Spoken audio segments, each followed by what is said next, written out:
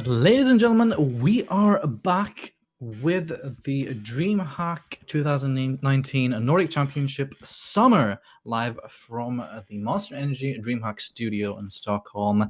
We've got ourselves a series, Ventus strike back against TFT, and in what a spectacular fashion. Yeah, absolutely. I gotta say, Ventus, looking back at it now in hindsight, always in hindsight, you can say so much more than you did. I think we should have known that Ventus would be able to make that play because just thinking about it, they were in complete control, right? And they got everything they wanted. They really wanted to have that Baron to be able to get that super push at the end and getting in, and they had complete control. And I was kind of, now thinking about it, TFT sort of allowed that to happen just by playing so slow that they allowed Restrain to get in and be able to get that final teleport together with Godbro. So a really spectacular play by Ventus Esports, all planned out, and I'm not quite sure if TFT could have done anything to stop it apart from a just suicide run down mid lane. Do you think it was so planned as to them having that in mind for a very long time, trying to set up that precise? I think so. I think so, definitely. Allowing Godbro to go for these inhibitor plays, just playing really strong around that, stopping recall, sort of making it a chaotic play style of the game, and just having that in the back of their head all that time. I think so, definitely, which means that I'm looking at Ventus in a completely different way now. For sure, and we're going to have to see just how both of these teams adapt heading into Game 3, because we are in Champ Select, similar bans. Irelia Kiana removed from the final tribe. This time, Mordekaiser will be taken away from Awazor. Karma now removed, also Yumi and Lux. So Riz Drengen will not be playing that Karma today anymore. Instead, we have the Xylokin, answered by Jarvan 4, Kaiser, and this time an Elise. Now, what do you have to say about Elise, Sai? Elise can be this absolute crazy assassin, just hiding in bushes, getting that cocoon off together with a huge burst of damage, just together with her ability to tower dive early. But setting up tower dives with Elise can be a little bit tricky. Just one mistake can mean that your whole plan completely falters.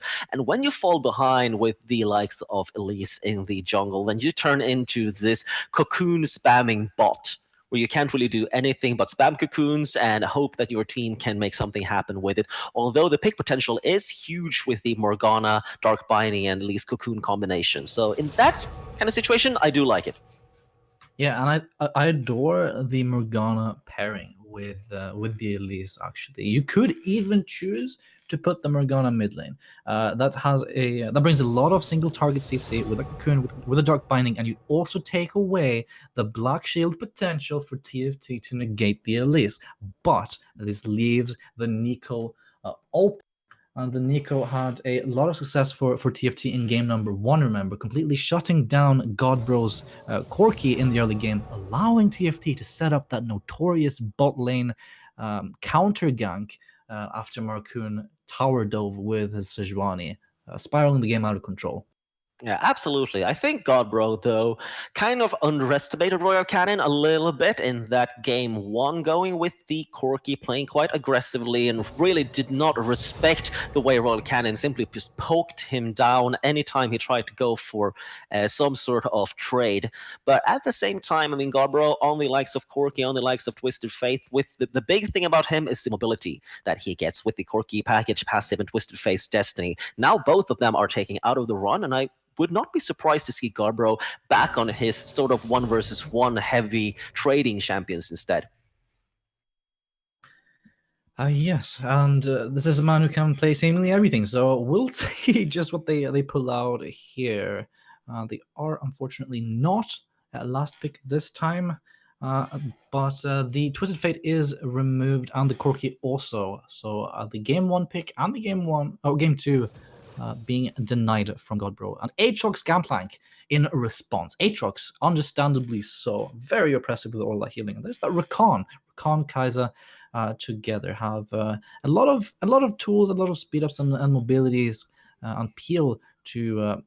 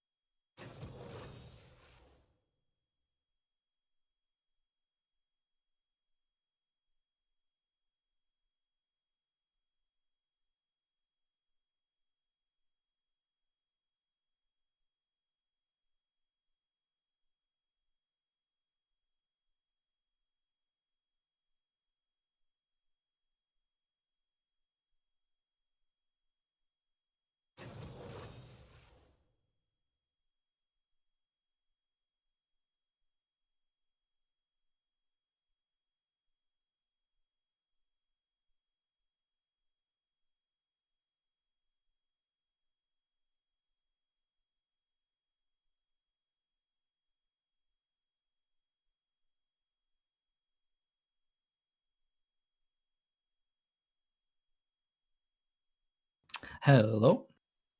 Oh, and it looks like we're back and with the audio working again. I'm not sure. I don't think you could. Great, great, I man. don't think you could hear me as well. I think I was talking to myself for a bit there. Man, I was doing the same thing. We are two. We're in solitude together. Put it that way. I Exactly. was I was mentioning the Cho'Gath pick. What an interesting switch here. Going up against that Ilaoi also. Ilaoi who received a bunch of buffs or a bunch of changes in 9.13, I believe. I think your the test of spirit, the duration is much shorter now, and the tentacle spam is uh, is more immediate, if I recall correctly. And there's also base damage on your W, so the split push potential of Ilaoi now is amplified even further, since this also works on turn. Yeah, I'm really interested to see this allow it into the show, especially in the hands of Wazer, as he has been an absolute indestructible monster in the top lane, no matter what kind of matchup he's put into. So, really looking forward to see this. On the other hand, I'm looking forward to see Godbro as well on his Echo, as he is the kind of player that can run away with this champion. It's difficult though, as an Echo, to play into the oppressiveness of Royal Cannon's Nico. Actually, we see a little bit of an adaptation. Is this? Hang on just a second. Jungle Laggy says, all right. Another pause comes in, so that gives a little bit of time. I was about to make a point about Echo playing into that Nico. I was going to say, with that Glacial Augment, but he's not running Glacial Augment, is he? Instead, we see that press the attack, perhaps on-hit Nico coming in for Royal Canin. Yeah, so Roll Cannon will be able to split push quite heavily with this on-hit Nico instead of the AP Nico that you can run. And versus this Echo that I expect will be split pushing as soon as he has gotten his core items, that will be, I think, the preferred rune of choice for Royal Cannon. So a good adaptation coming out from him. Although I like the Glacial Augment, it's difficult to make that work if you're up versus a lot of champions with enough mobility to simply just run away or get away with abilities from that slow. Yeah, for sure. And another thing that this allows you to do, take into consideration Ventus's composition. You got the Cho'Gath, you've got the Elise, you've got the Echo. Heavy magic damage here. Now, running an on-hit Nico allows you to get an early Wit's End, and the amount of magic resist that you get from that item, unsustained below 50% HP, is quite crazy to say the least. Absolutely, but I'm not expecting Godbro to stick around and go for this 1 versus 1. I expect him to simply push this lane and then rotate and try to make something happen down bot lane versus the less mobile Rakan that you have when he's not playing together with the Saya and with versus the Kaisa, and also of course versus the very mobile Ilaoi up top lane. Oh, for sure. The mobility of Ilaoi is, however, very conditional. But I do think they will be brawling out for quite some time, these two. But I don't know. I think Ristringen wants to just farm up his items. He's running Glacial Augment on the Cho'Gath instead, which is interesting. The Rupture will be pretty much guaranteed once you have Twin Shadows or GLP. So I really like the setup for the top lane where Restring and together with Godbro can be super aggressive with that combination. Also gonna mention that Raxi was spotted, so Ventus Esports knows exactly where the opponent started. another Dark Binding lands level 1 here, just barely getting past those minions and hitting the very edge of Collide's hitbox. He collides straight up into that Dark Binding. And, Yeah, I see what you did there. Very creative. So a little bit of an Very HP creative advantage for indeed. TFT. All right, and the junglers find themselves on opposite sides of the map. Marcoon's Elise makes it to the secondary buff first, though, so perhaps looking for some early pressure in one of these lanes. I am really expecting Marcoon and Godbro to simply just farm up and then go for the repeated tower dives over and over again on top lane. Just setting that up. That is something that I would expect as long as Wazer doesn't get too far ahead. If they're able to get that little extra snowball up top lane, that is something that can happen over and over again versus an Ilaoi. Oh, for sure. Absolutely. Very, very volatile up there. 100%. And these are two junglers that farm very well, which is why it surprised me a little bit to see Marcoon go straight buff to buff. But perhaps showing the having seen the triple buff shenanigans from the previous game, they're just not taking any risks, are they? All right, a little bit of a mid lane trade. There's that press the attack. If you manage to proc it, it's a lot of damage there. Yeah, absolutely. The Royal Cannon is handling this 1 versus 1, but yet again, I'm not expecting Godbro to stick around in it for such a long time. Instead, has gone for the Corrupting Potion, just holding himself up on high HP. Here comes the fight. Marcoon has been caught out, but Repel will keep him alive for a bit, flashing forward, chasing down Rexy. There's the Cocoon. He manages to set the kill up for his ADC, but he claims the kill for himself. And there is that first blood. But Ventus are not done quite yet. They force the flash onto Royal Cannon. Godbro simply 1v1ing him as he approaches after that corner. Yeah, alright, early advantage to play. Very nice play from Ventus. Making sure that happened. What concerns me a little bit is obviously the amount of auto-tech reliant carries that you have on the side of the final tribe, because to be able to consistently output as much damage as possible, meanwhile down on the bot side I go for an engage but can't quite manage to make anything out of it.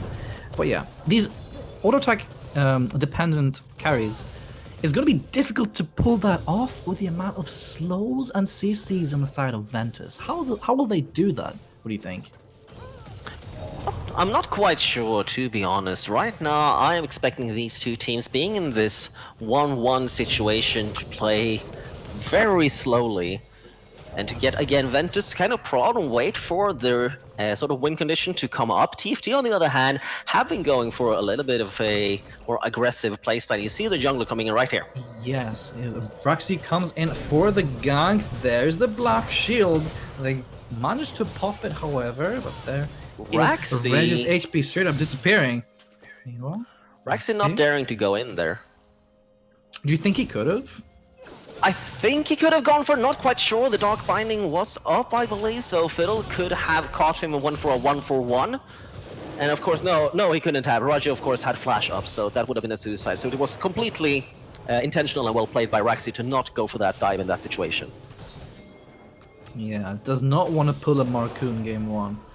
Instead, start the dragon, but is pushed away from the duo of Is that Ventus. what we call it now? Look at pull a Marcoon? Yeah, pull a Marcoon. Yeah, we've stapled it. Wait, steal attempt comes in, but he ints.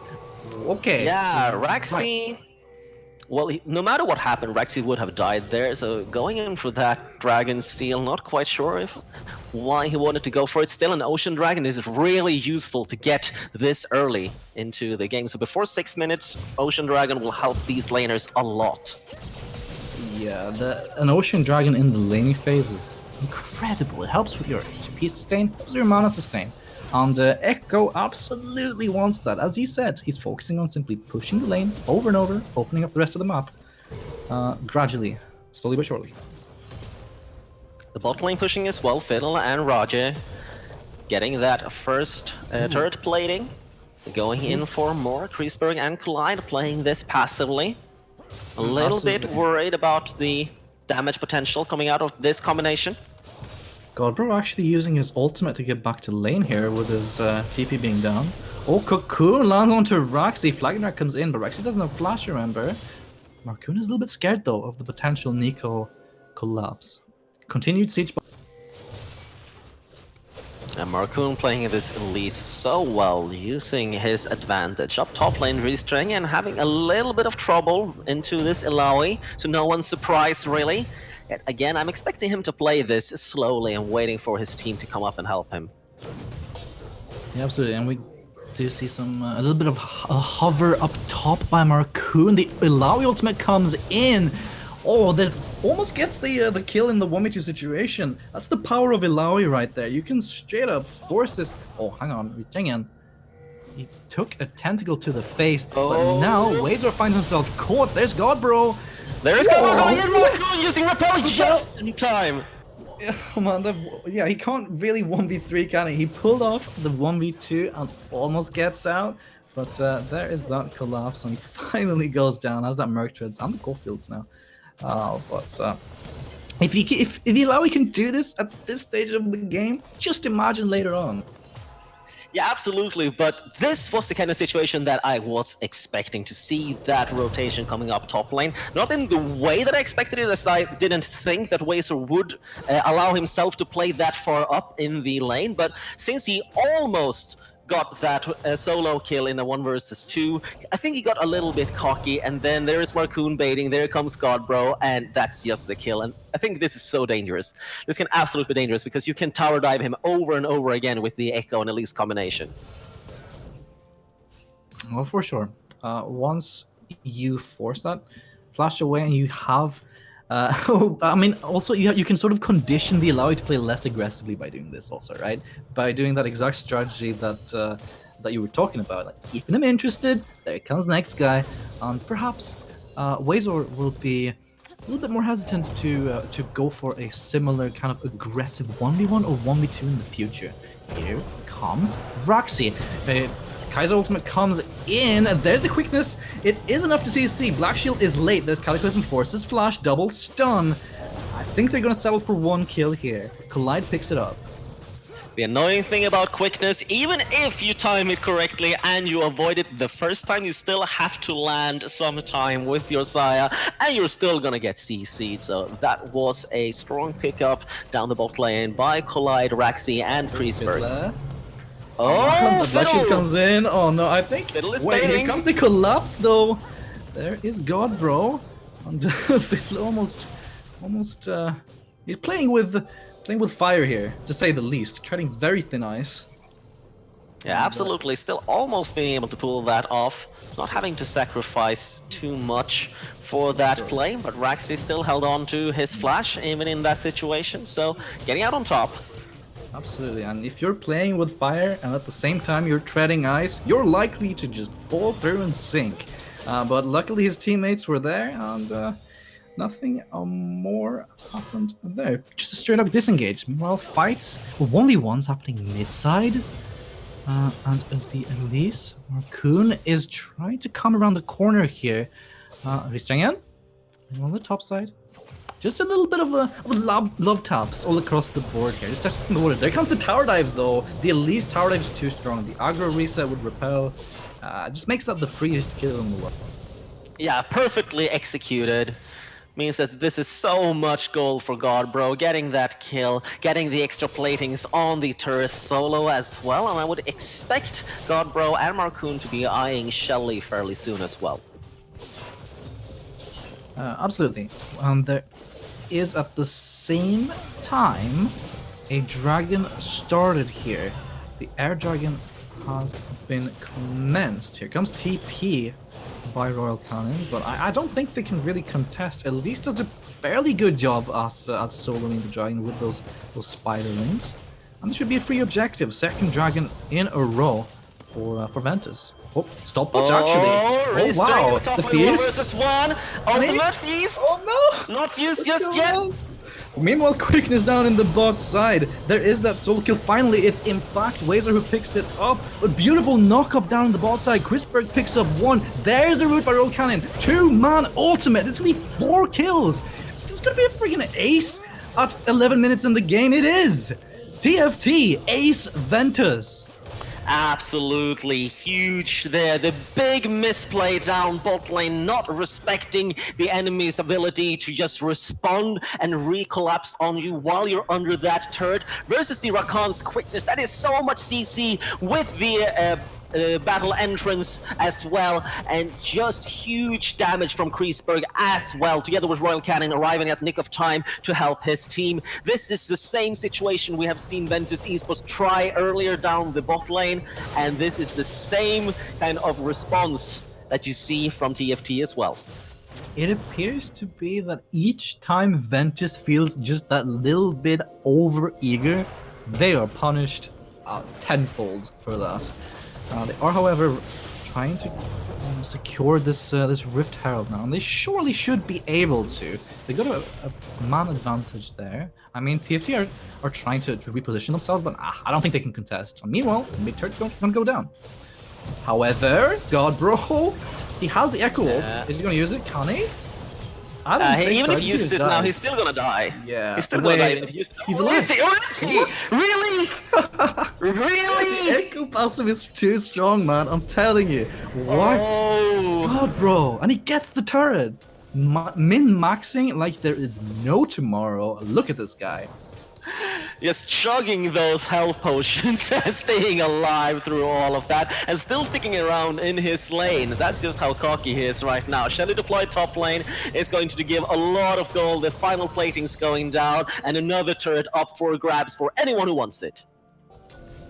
So many turret plates actually this game. Mid turret down, heavy plates up top and bottom. Actually, there's a lot of gold being secured only through objectives. Also, we have to point out, there's that Twin Shadow Cho'Gath. So, Cho'Gath alone, Ristringen doesn't necessarily have the most 1v1 potential, but he has a ton of setup. That knock-up after the Twin Shadow slows into silence, if he has one teammate next to him, he can kill off pretty much anyone on TFT as of right now, I think.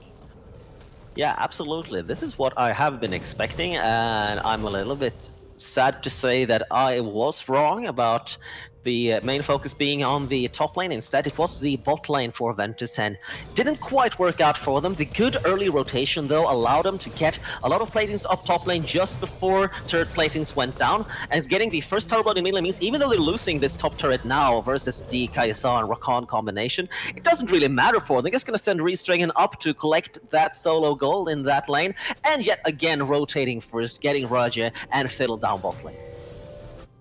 I want to go back to the Cho'Gath just real quick, because when I saw this Cho'Gath running Glacial Augment, I was thinking Twin Shadows GLP, but that is the makings of a Righteous Glory. Now that is oppressive if I ever saw it. Meanwhile, bot side, Reg is trying to kill off Razor. He's gonna make it. Flashes away, but it still absolutely. goes down. Wow. And Reg really playing that well.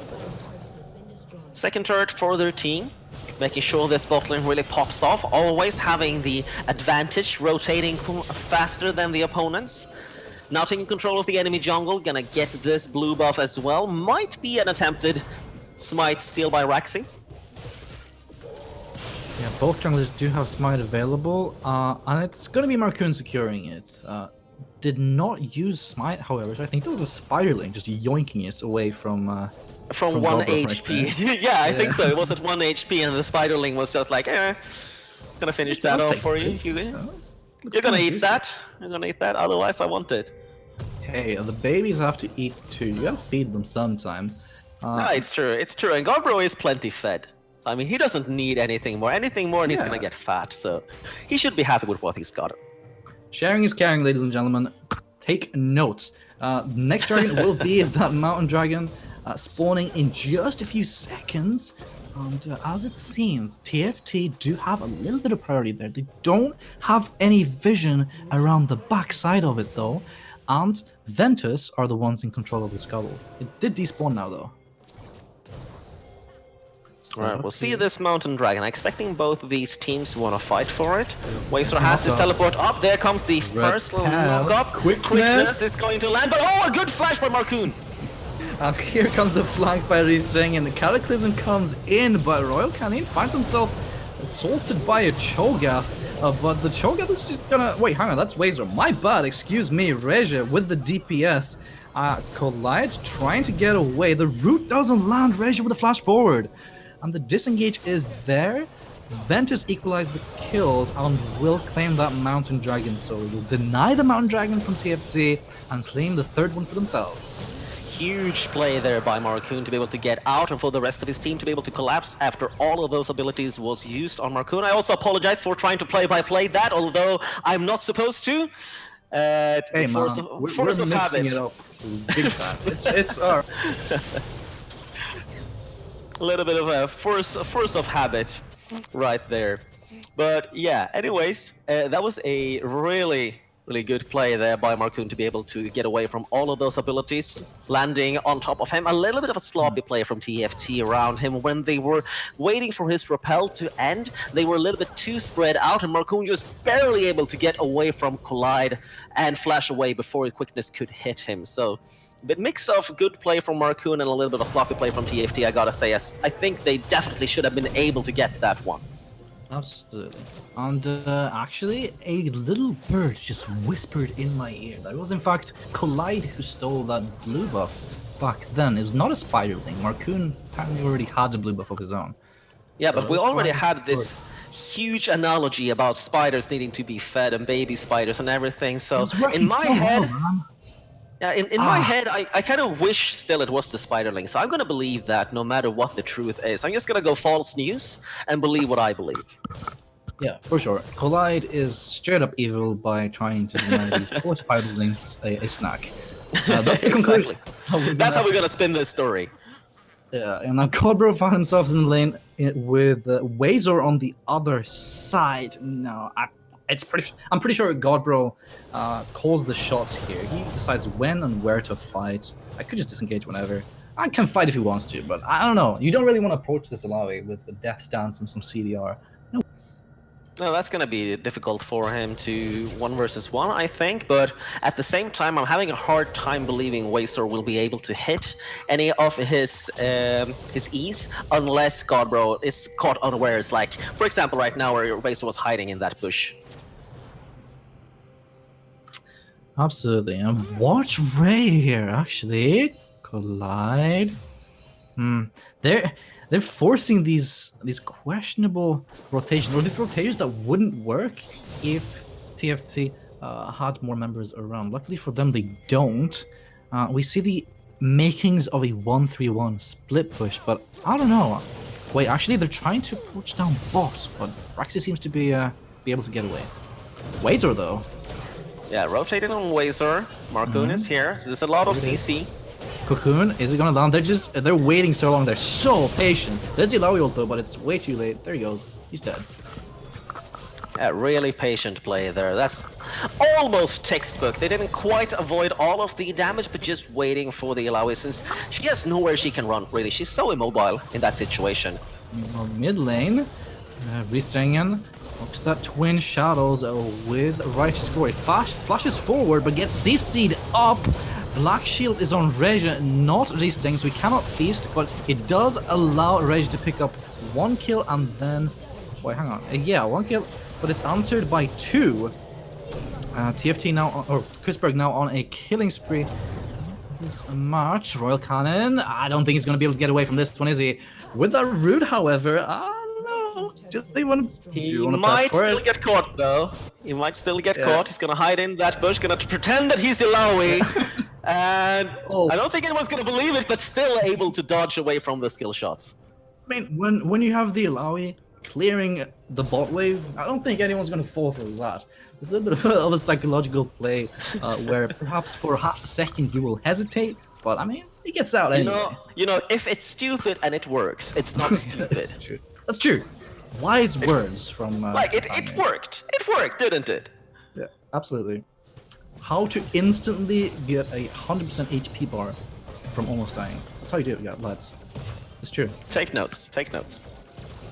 Okay, so right now I'm having a hard time deciphering which team is actually in control, because we definitely see the bigger lead coming out both in Dragons and in Gold and turret map control from Ventus Esports, but at the same time they're sort of struggling just a little bit to get all of these picks that they want and to do what they want with them. So right now it's just slowing down a little bit. They still have to worry about Kreisberg being the strong AD carry that he is, together with Royal Cannon as well. The big weak point though for TFT is Wazor, who is struggling so much. As long as he's pushing forward, there comes the other enemy team, and there they go to kill him yet again.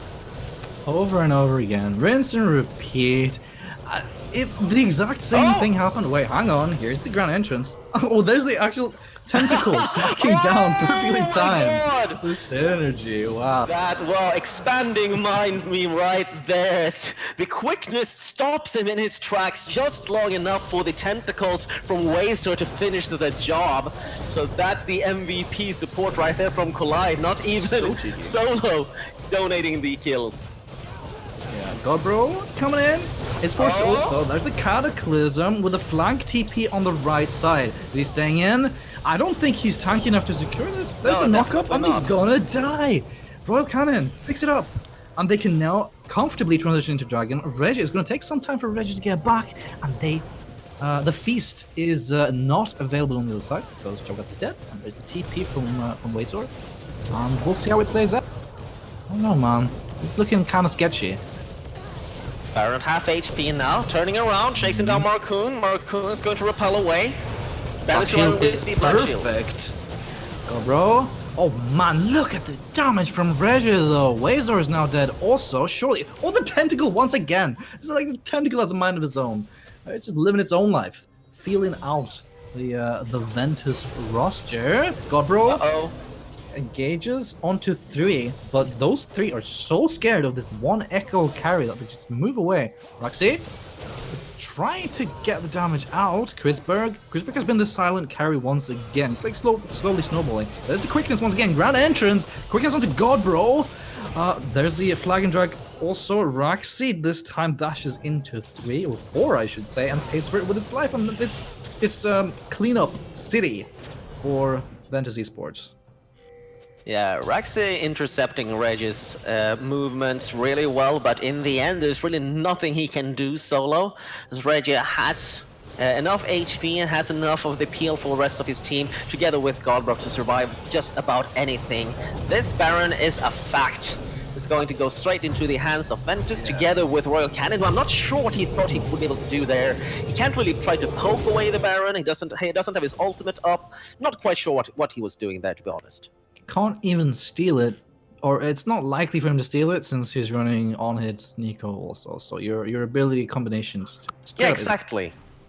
It's really nothing he can do. I'm not quite sure why he wanted to go for that play, but in the end, like, these are the kind of panic plays that happens when you're 1-1. You had a really strong game 1, you had a less strong game 2, and now in game 3 you can feel yourself slowly just losing every single step of the way. That makes it very frustrating to play, and that's just the Ventus Esports that we are expecting to see in this tournament, meticulously destroying the hope of their enemies.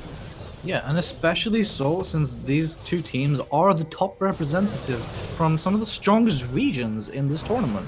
So once you are close to losing this matchup, you want to do all in your power, everything in your power to try to make that not happen, because a win versus the Danish #1 or the Swedish #1 means so much for the rest of the tournament that you straight up cannot overstate the importance of this match #1. We're blessed to get to see it. As the Royal first Cannon has ultimate. Big fight breaks out. Raya picks up 1. Godbro another. Beautiful route, however, by Royal Cannon onto 3. Disengages the fight, but the inhib is still going to go down, and they can force for the next turn if they want to. There is no wave clear for Royal Cannon and Chrisberg, but they don't have any minions, I guess. No minions just yet. Still not a big problem right now. Cocoon gonna land. Still want to move forward. There comes the minions. They're still testing the waters. It's an extended laning phase with how they're acting. And here is that final push. They're trying to pad their KDAs, trying to force the members away. Beautiful dark binding. The Cataclysm comes in, but it is all in vain because Ventus Esports win game #3 and go 1-0 in the standings and take down the Swedish #1. Swedish #1 indeed, but could not stand the might of the Danish team. Ventus Esports really showing that they are here to take it all. Looking weak at first and progressively growing stronger, and finally finishing off this game in a very convincing fashion. Not much that TFT were able to do to stop them. No, absolutely not. Once again, when that snowball gets rolling, it just doesn't stop now, does it? Godbro doing his own thing, but split pushing and finding these picks, and it was just we're seeing so many different kind of faces of Ventus. The fact that they're willing to pull out the top lane Cho'Gath and utilizing it so well, sure, you didn't necessarily survive that long, but I mean, if you apply the Twin Shadow Slow, you get the Rupture down. Sure, you might not get to Feast, but the amount of utility that you can provide can just sway the fight in your favor. And Ventus, the creativity of this team is going to be exciting to follow for the rest of the tournament. Absolutely. A bit questioning about the Ilaoi pick. I didn't think it worked out at all, which of course is easy to say in this game. I mean, Ilaoi did go 3-7-0, so it's easy to say right now. But just looking at the team composition, and you kind of want to have Ilaoi to sort of have this synergy with Jarvan and your Rakan, I guess, to sort of pick a spot and then fight in the middle of and use your ultimate to just have AoE damage everywhere. But at the same time, I mean, you need to be proactive with an Ilaoi, right? You need to set up those tentacles. You need to be there on top of the objectives and look at the objective difference. We have 3 dragons to 1 for Ventus Esports versus TFT. You have the Baron buff in the hands of Ventus instead of the hands of TFT, and I just didn't feel that they were able to make this team composition work. Everything you said was true. But also you have to say that Ventus handled the Ilaoi quite well. But with that said, Ventus do take down the final tribe, and Denmark goes 1-0 against Sweden. When we come back, we'll be bringing you Copenhagen Flames versus Celestial, Denmark versus Norway. You don't want to miss it. Stay tuned. We'll be back after these ads.